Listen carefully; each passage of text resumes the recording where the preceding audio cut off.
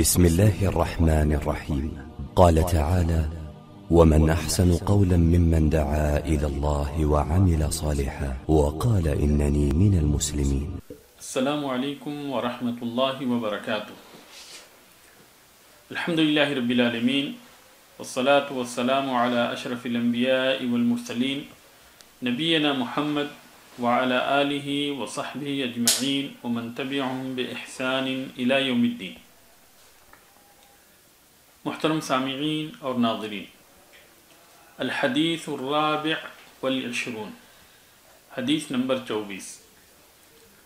عن ابی ذر الغفاری رضی اللہ عنہ عن النبی صلی اللہ علیہ وسلم فيما يرويه عن ربه عز وجل انه قال: يا عبادي إني حرمت الظلم على نفسي وجعلته بينكم محرما فلا تظالموا. ابو ذر غفاری رضی اللہ تعالی عنہ نبی کریم صلی اللہ علیہ وسلم سے روایت کرتے ہیں، اور نبی کریم صلی اللہ علیہ وسلم اپنے رب عز و جل سے روایت کرتے ہیں کہ اللہ تبارک و تعالی نے فرمایا: یا عبادی، اے میرے بندو، انی حرمت الظلم علی نفسی، میں نے اپنے نفس کے اوپر ظلم کو حرام کیا ہے، وجعلتہ بینکم محرما، اور تمہارے درمیان بھی میں نے ظلم کو حرام کیا ہے، فلا تظالموا، تو تم ایک دوسرے کے اوپر ظلم مت کرو. یا عبادی کلکم ضال الا من ہدیتہ فاستہدونی اہدکم، اے میرے بندو، تم سارے کے سارے گمراہ ہو سوائے اس کے جسے میں نے ہدایت دی، اس لیے مجھ سے ہدایت طلب کرو، میں تمہیں ہدایت دینے والا ہوں. یا عبادی کلکم جائع الا من اطعمتہ فاستطعمونی اطعمکم،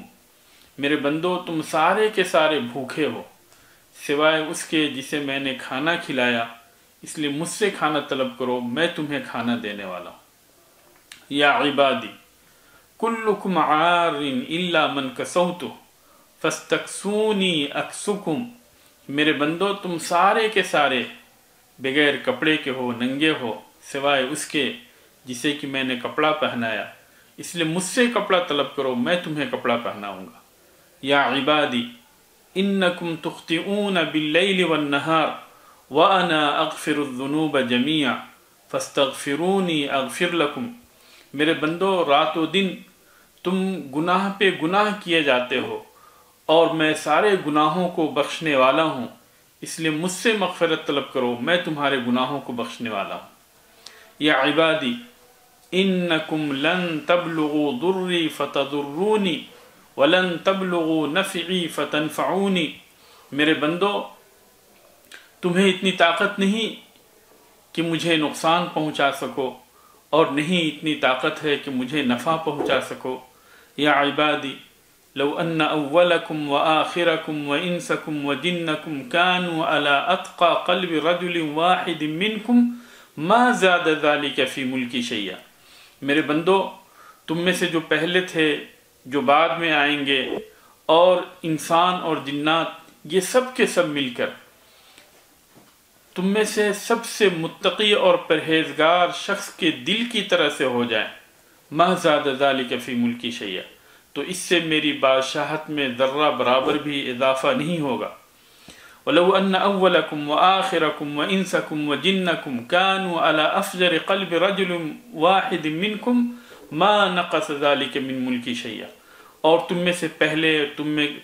تمہارے بعد والے انسان اور جنات، سب کے سب سے فاجر شخص کے دل کی طرح سے ہو جائے، ما نقص ذلك من ملکی شیئا، تو اس سے میری بادشاہت میں ذرہ برابر بھی کمی نہیں آئے گی. یا عبادی لو ان اولکم وآخرکم وانسکم وجنکم قاموا فی صعید واحد فسألونی فاعطیت کل واحد مسألته ما نقص ذلك مما عندی الا كما ينقص المخیط اذا ادخل البحر، کہ میرے بندو، اگر تم میں سے پہلے اور بعد کے لوگ، انسان اور جنات، سب کے سب کسی ایک میدان کے اندر اکٹھے ہو کر مجھ سے سوال کرے اور میں ہر کسی کی مانگ پوری کر دوں تو میرے خزانے میں اتنی بھی کمی نہیں آئے گی جتنی سمندر میں سوئی کے ڈالنے سے آتی ہے۔ یا عبادی انما ہی اعمالکم احصیہا لکم ثم اوفیکم ایاہا، میرے بندو یہ تمہارے اعمال ہیں جنہیں میں شمار کر کے رکھتا ہوں اور پھر میں تمہیں پورا پورا اس کے اوپر بدلہ دوں گا۔ فمن وجد خیرا فلیحمد اللہ، تو جس نے اچھا پایا تو اس کے اوپر اللہ تبارک و تعالیٰ کی تعریف کرے۔ ومن وجد غیر ذلک فلا یلومن الا نفسہ، اور اگر کوئی برا پاتا ہے تو وہ اپنے نفس کی ملامت کرے۔ رواہ مسلم، اس حدیث کو امام مسلم نے روایت کیا۔ یہ ایک عظیم ترین حدیث ہے اور اس حدیث کو حدیث قدسی کہتے ہیں۔ اس طرح کی احادیث کو حدیث قدسی کہتے ہیں جس میں نبی کریم صلی اللہ علیہ وسلم اللہ تبارک و تعالیٰ سے روایت کرتے ہیں، اور اس کے لیے یہ عبارتیں آتی ہیں عن النبی صلی اللہ علیہ وسلم فیما یرویہ عن ربہ، یا دوسری عبارت اس طرح سے آتی ہے قال اللہ عز وجل فیما یرویہ عنہ رسول اللہ صلی اللہ علیہ وسلم۔ تو اس طرح کی جو عبارتیں آتی ہیں تو اس کے اندر یہ بیان ہوتا ہے کہ اس حدیث کو نبی کریم صلی اللہ علیہ وسلم نے اللہ تبارک و تعالیٰ سے روایت کی، اور اس طرح کی احادیث حدیث قدسیہ کہلاتی ہیں، حدیث قدسی کہلاتی ہیں، جس کے اندر اللہ تبارک و تعالیٰ بندوں سے مخاطب ہوتا ہے۔ اللہ تبارک و تعالیٰ نے فرمایا یا عبادی انی حرمت الظلم علی نفسی وجعلتہ بینکم محرما فلا تظالموا۔ ظلم کسے کہتے ہیں؟ ظلم جو ہے کسی بھی چیز کو بے محل رکھنے کو ظلم کہتے ہیں، یعنی اگر اس کی جگہ کچھ اور ہے اس کو اس جگہ کے بجائے دوسری جگہ پہ رکھ دیں تو اس کو ظلم کہتے ہیں، جسے اللہ تبارک و تعالیٰ نے اپنے نفس کے اوپر حرام کیا ہے۔ حالانکہ اللہ تبارک و تعالیٰ کو اس کی قدرت ہے، طاقت ہے، لیکن اس کے باوجود بھی اللہ تبارک و تعالیٰ سے کبھی ظلم سرزد نہیں ہوتا، اس کے کمال عدل کی وجہ سے۔ اللہ عز و جل کا فرمان ہے وَمَا اللَّهُ يُرِيدُ ظُلْمًا لِلْعِبَادِ، کہ اللہ تبارک و تعالیٰ بندوں پہ ظلم کرنا نہیں چاہتا۔ اور دوسری جگہ اللہ تبارک و تعالیٰ نے فرمایا وَمَا رَبُّكَ بِظَلَّامٍ لِلْعَبِيدِ، اور تمہارا رب جو ہے اپنے بندوں کے اوپر ظلم کرنے والا نہیں۔ اور اسی طریقے سے اللہ تبارک و تعالیٰ نے فرمایا إِنَّ اللَّهَ لَا يَظْلِمُ النَّاسَ شَيْئًا، اللہ تبارک و تعالیٰ ذرہ برابر بھی بندوں کے اوپر ظلم نہیں کرتا۔ ان اللہ لا یظلم مثقال ذرہ، ذرہ برابر بھی اللہ تبارک و تعالیٰ ظلم نہیں کرتا۔ اور دوسری جگہ اللہ تبارک و تعالیٰ نے فرمایا وَمَن يَعْمَلْ مِنَ الصَّالِحَاتِ وَهُوَ مُؤْمِنٌ فَلَا يَخَافُ ظُلْمًا وَلَا حَظْمًا، کہ جو بندہ جو ہے نیک عمل کرے اور ہو یہ کہ وہ ایمان کی حالت میں کر رہا ہو تو اپنے اوپر ظلم یا حق تلفی کا اسے خوف نہیں ہونا چاہیے۔ تو اس طریقے سے اللہ تبارک و تعالیٰ نے ظلم کی نفی کی ہے، یعنی بندہ جو ہے اگر نیک عمل کرتا ہے تو اللہ تبارک و تعالیٰ اس کے اعمال میں ذرہ برابر بھی کمی نہیں کرے گا، اور نہیں اس کے گناہوں میں کسی طرح کا اضافہ کرے گا، اور نہیں کسی دوسرے کو گناہ کو اس کے اوپر لا دے گا، بلکہ اللہ تبارک و تعالیٰ نے جو ہے ظلم کی نفی کی ہے۔ اپنے آپ سے بھی اللہ تبارک و تعالیٰ نے ظلم سے نفی کی ہے، اور ظلم کی نفی جو ہے یہ اللہ تبارک و تعالیٰ کے کمال عدل کی دلیل ہے کہ اللہ تبارک و تعالیٰ جو ہے اپنے عدل کے اندر کامل ہے اور کسی کے اوپر وہ ظلم نہیں کرتا ہے۔ اگرچہ اللہ تبارک و تعالیٰ بندوں کے اخلاق کا، بندوں کے افعال کا جو ہے جو کچھ بھی بندے کرتے ہیں ان سارے افعال کا اللہ تبارک و تعالیٰ خالق ہے، اور اس میں ظلم بھی ہے، لیکن اللہ تبارک و تعالیٰ ظلم سے متصف نہیں ہے۔ اللہ تبارک و تعالیٰ کی صفت ظلم نہیں ہے، بلکہ جس طرح سے دوسری جتنی بھی بری صفتیں ہیں ان ساری صفتوں سے اللہ تبارک و تعالیٰ کی تسبیح کرتے ہیں، اللہ تبارک و تعالیٰ کی پاکی بیان کرتے ہیں، اسی طریقے سے اس صفت سے بھی اللہ تبارک و تعالیٰ پاک صاف ہے، اور اللہ تبارک و تعالیٰ صرف انہی صفات سے متصف ہے جو اللہ تبارک و تعالیٰ کے اپنے صفات ہیں، وہ بندوں کے صفات سے متصف نہیں۔ اللہ تبارک و تعالیٰ نے بندوں کے اوپر بھی، بندوں کے درمیان بھی اللہ تبارک و تعالیٰ نے ظلم کو حرام قرار دیا، چنانچہ نہ تو بندہ جو ہے اپنے نفس کے اوپر ظلم کرے اور نہ ہی کسی دوسرے کے اوپر ظلم کرے۔ اپنے نفس کے اوپر بھی ظلم کرنا حرام ہے اور کسی دوسرے کے اوپر بھی ظلم کرنا حرام ہے۔ آگے اللہ تبارک و تعالیٰ نے فرمایا یا عبادی کلکم ضال الا من ہدیتہ فاستہدونی اہدکم، کہ میرے بندو تم سارے کے سارے گمراہ ہو سوائے اس کے جس کو کہ میں نے ہدایت دی، اس لیے مجھ سے ہدایت طلب کرو، میں تمہیں ہدایت دینے والا ہوں۔ یہ اللہ تبارک و تعالیٰ کے یہ فرمان جو ہے دوسری حدیث میں، جس حدیث کو عیاض بن حمار رضی اللہ تعالیٰ عنہ نے روایت کیا، اس حدیث کے مخالف نہیں ہے جس کے اندر اللہ تبارک و تعالیٰ کہتا ہے کہ خلقت عبادی حنفاء، میں نے اپنے بندوں کو ایک سو پیدا کیا، اور دوسری ایک روایت کے اندر ہے کہ مسلمین، میں نے ان کو مسلم پیدا کیا، فاشتالتہم الشیاطین، تو شیطان جو ہے انہیں راہ حق سے ہے کھینچ کر لے گیا۔ تو اس حدیث کے مخالف اس لیے نہیں ہے کیونکہ انسان جو ہے فطرتی طور پہ اسلام کے اوپر پیدا ہوتا ہے، اس کے دل کے اندر اسلام قبول کرنے کے لیے میلان ہوتا ہے۔ البتہ یہ ضروری ہے کہ بندہ جو ہے دین کی تعلیم حاصل کرے، ورنہ سارے کے سارے لوگ جو ہے اس حالت میں پیدا ہوتے ہیں کہ انہیں کچھ بھی دین کے بارے میں پتہ نہیں ہوتا، یہاں تک کہ اللہ تبارک و تعالیٰ نے فرمایا واللہ اخرجکم من بطون امہاتکم لا تعلمون شیئا، اللہ تبارک و تعالیٰ نے تمہیں تمہاری ماں کے پیٹ سے اس حالت میں نکالا کہ تم کچھ بھی نہیں جانتے۔ یہاں تک کہ اللہ تبارک و تعالیٰ نے نبی کریم صلی اللہ علیہ وسلم کے لیے فرمایا وَوَجَدَكَ ضَالًّا فَهَدَى، کہ اے نبی، اللہ تبارک و تعالیٰ نے آپ کو اس حالت میں پایا کہ آپ قرآن اور حکمت، قرآن اور سنت کے بارے میں کچھ نہیں جانتے تھے، پھر اللہ تبارک و تعالیٰ نے آپ کو اس کی تعلیم دی۔ اور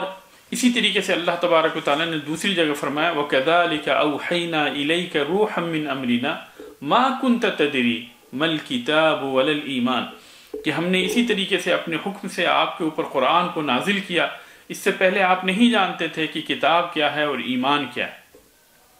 تو انسان جو ہے یہ فطرتی طور پہ حق کو قبول کرنے کے لیے پیدا ہوتا ہے، یعنی فطرتی طور پہ اس کے دل کے اندر یہ بات ہوتی ہے کہ وہ حق کو قبول کرے۔ تو اگر اللہ تبارک و تعالیٰ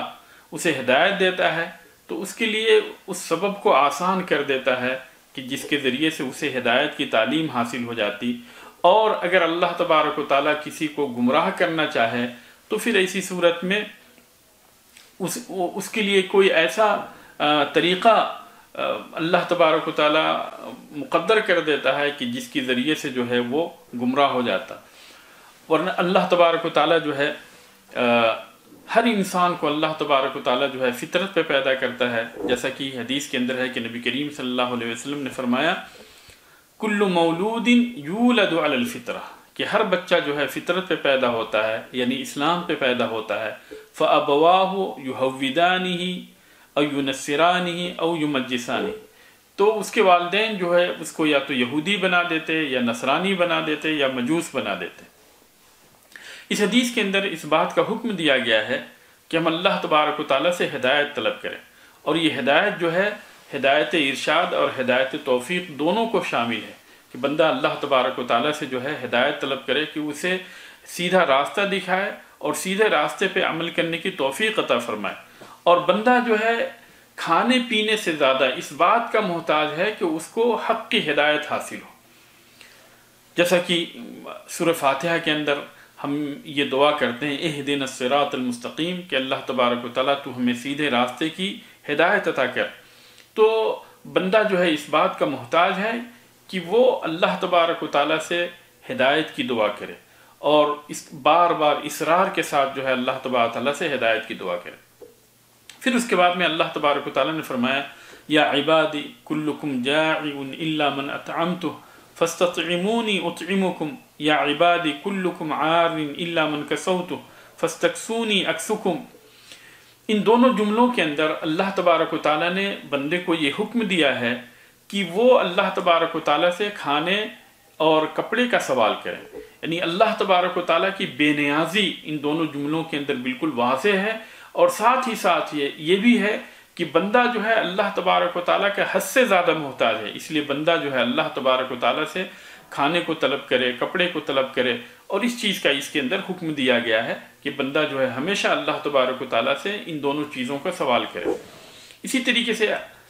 اللہ تبارک و تعالیٰ نے فرمایا یا عبادی انکم تخطئون باللیل والنہار وانا اغفر الذنوب جميعا فاستغفرونی اغفر لکم، کہ میرے بندو رات و دن تم سے گناہ ہوتا ہے اور میں ہی ہوں تمہارے گناہوں کو بخشنے والا، اس لیے مجھ سے بخشش طلب کرو، میں تمہارے گناہوں کو بخشنے والا ہوں۔ اللہ تبارک و تعالیٰ نے دراصل انسان کے اوپر عبادت کو واجب کیا ہے، یہ واجب کیا ہے کہ اللہ تبارک و تعالیٰ کے جو احکامات ہیں ان احکامات کی پیروی ہو، جن چیزوں سے اللہ تبارک تعالیٰ نے منع کیا ہے ان سے دوری اختیار کی جائے، لیکن بندوں سے اس کے اندر تقصیر ہوتی ہے، اس کے اندر کمی واقع ہوتی ہے، وہ صحیح طور پہ جو ہے واجب کی ادائیگی نہیں کر پاتا اور منہیات سے جو منع چیزیں ہیں ان سے جو ہے دور نہیں رہ پاتا، تو ایسی صورت میں اس کے لیے ضروری ہے کہ یہ جو کمی اس سے واقع ہوئی ہے اس کے اوپر اللہ تبارک و تعالیٰ کی طرف رجوع کرے، اللہ تبارک و تعالیٰ سے مغفرت طلب کرے، اور اللہ تبارک و تعالیٰ ہی ہے جو کہ انسان کے گناہوں کو معاف کرتا ہے، جیسے کہ نبی کریم صلی اللہ علیہ وسلم نے حدیث کے اندر فرمایا کل بنی آدم خطاء وخیر الخطائین التوابون، کہ ہر بندہ جو ہے یہ گناہگار ہے، اور ان گناہگاروں میں سب سے بہتر وہ ہیں جو کہ توبہ کرنے والے ہیں، اللہ تبارک تعالیٰ کی طرف رجوع کرنے والے ہیں۔ تو بندہ جو ہے ہر حالت میں اللہ تبارک تعالیٰ کی طرف رجوع کرے اور اپنے گناہوں کی معافی مانگے۔ اسی طریقے سے اللہ تبارک تعالیٰ نے فرمایا یا عبادی انکم لن تبلغوا ضری فتضرونی ولن تبلغوا نفعی فتنفعونی، یعنی بندے کے اندر اس کی طاقت نہیں ہے کہ وہ اللہ تبارک و تعالیٰ کو کسی طرح کا نقصان پہنچا سکے، اور نہیں اس کی طاقت ہے کہ وہ اللہ تبارک و تعالیٰ کو کسی طرح کا نفع پہنچا سکے، جیسا کہ اللہ تبارک تعالیٰ نے فرمایا وَلَا يَحْزُنْكَ الَّذِينَ يُسَارِعُونَ فِي الْكُفْرِ إِنَّهُمْ لَن يَضُرُّوا اللَّهَ شَيْئًا، کہ جو لوگ کفر کے اندر جلدی دوڑے ہوئے چلے جا رہے ہیں یہ آپ کو غمگین نہ کریں، یہ لوگ اللہ تبارک و تعالیٰ کا کچھ بھی بگاڑ نہیں سکتے۔ اور دوسری جگہ اللہ تبارک تعالیٰ نے فرمایا وَمَن يَنْقَلِبْ عَلَىٰ عَقِبَيْهِ فَلَن يَضُرَّ اللَّهَ شَيْئًا، اگر کوئی انسان جو ہے دین اسلام کو چھوڑ دیتا ہے اور چھوڑ کر پیٹھ پیچھے لوٹ جاتا ہے تو اللہ تبارک تعالیٰ کا کچھ بھی بگاڑ نہیں سکتا۔ اس کے بعد اللہ تبارک و تعالیٰ نے فرمایا یا عبادی لو ان اولکم وآخرکم وانسکم وجنکم كانوا على اتقى قلب رجل واحد منکم ما زاد ذلك في ملک شیئا ولو ان اولکم وآخرکم وانسکم وجنکم كانوا على افجر قلب رجل واحد منکم ما نقص ذلك من ملک شیئا، کہ ان دونوں جملوں کے اندر اللہ تبارک و تعالیٰ کی جو ملکیت ہے اس ملکیت کے کمال کو بیان کیا گیا ہے کہ اللہ تبارک و تعالیٰ اپنی بادشاہت کے اندر کامل ہے، اور وہ اپنے مخلوق سے جو ہے بالکل بے نیاز ہے، کسی کا وہ محتاج نہیں، بلکہ بندے جو ہے اللہ تبارک و تعالیٰ کے محتاج ہیں۔ اسی لیے اگر سارے کے سارے لوگ مل کر ایک متقی اور پرہیزگار کی طرح سے ہو جائیں تو اس سے بھی اللہ تبارک و تعالیٰ کی بادشاہت کے اندر اضافہ ہونے والا نہیں، اور اگر سارے کے سارے لوگ انسان جنات پہلے اور بعد کے سارے لوگ جو ہے سب سے فاجر اور فاسق انسان کی طرح سے ہو جائے، ان کا دل جو ہے اس کے دل کی طرح سے ہو جائے، تو اس سے بھی اللہ تبارک و تعالیٰ کی بادشاہت میں کسی طرح کی کمی واقع ہونے والی نہیں، بلکہ تقوی کا فائدہ جو ہے جو متقی ہے اس کو تقوی کا فائدہ ہوگا، پرہیزگاری کا فائدہ ہوگا، اور جو فاسق اور فاجر ہے اس کو اس کے فسق اور فجور کا بدلہ ملے گا، اس کے گناہوں کا بدلہ ملے گا۔ پھر آگے اللہ تبارک و تعالیٰ نے فرمایا یا عبادی لو ان اولکم وآخرکم وانسکم وجنکم قاموا فی صعید واحد فسألونی فاعطیت کل واحد مسألته ما نقص ذلك مما عندی الا کما ينقص المخیط اذا ادخل البحر، کہ میرے بندو تمہارے پہلے اور بعد کے لوگ سارے کے سارے انسان اور جنات ایک جگہ پہ کھڑے ہو کر مجھ سے سوال کریں اور مجھ سے طلب کریں، اور میں سارے لوگوں کی طلب پوری کر دوں، سارے لوگوں کی مانگ جو ہے میں انہیں دے دوں، تو اس سے میرے خزانے میں ذرہ برابر بھی کمی نہیں آئے گی، جس طرح سے سوئی کو جب سمندر کے اندر ڈالا جاتا ہے تو اس سے کسی طرح کی کمی نہیں آتی۔ تو یہ جو ہے